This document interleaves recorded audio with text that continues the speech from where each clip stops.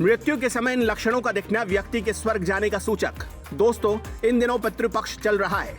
पितृपक्ष यानी पितरों के प्रति कृतज्ञता और सम्मान प्रकट करने का अवसर। हिंदू धर्म की परंपराओं के अनुसार पितृपक्ष में हर परिवार में मृत परिजनों का श्राद्ध कर्म किया जाता है।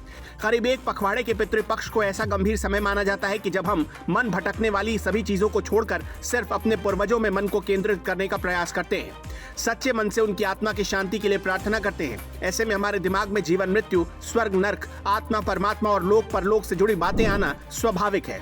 इसी चर्चा को आगे बढ़ाते हुए आज हम उन लक्षणों के बारे में बात करेंगे जो अगर किसी के मृत्यु के वक्त यानी उसके आखिरी वक्त में दिखाई दे तो ऐसा माना जाता है कि वो व्यक्ति मरणोपरांत स्वर्ग को प्राप्त करेगा।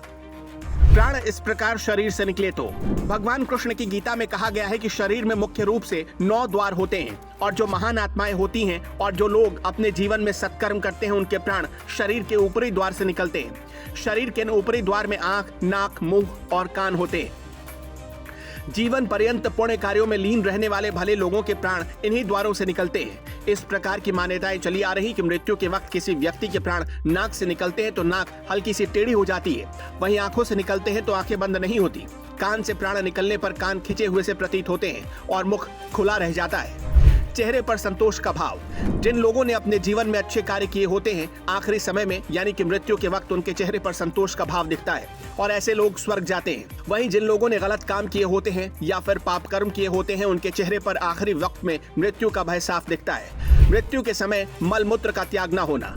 गरुड़ पुराण और कठोपनिषद में बताया गया है कि जब यमदूत आखिरी वक्त में किसी के प्राण लेने आते हैं तो उस व्यक्ति की आत्मा भय की वजह से आखिरी वक्त में शरीर के निचले हिस्से की ओर भागती है। ऐसे में भय की वजह से मृत्यु के वक्त कुछ लोगों का मल और मूत्र त्याग हो जाता है।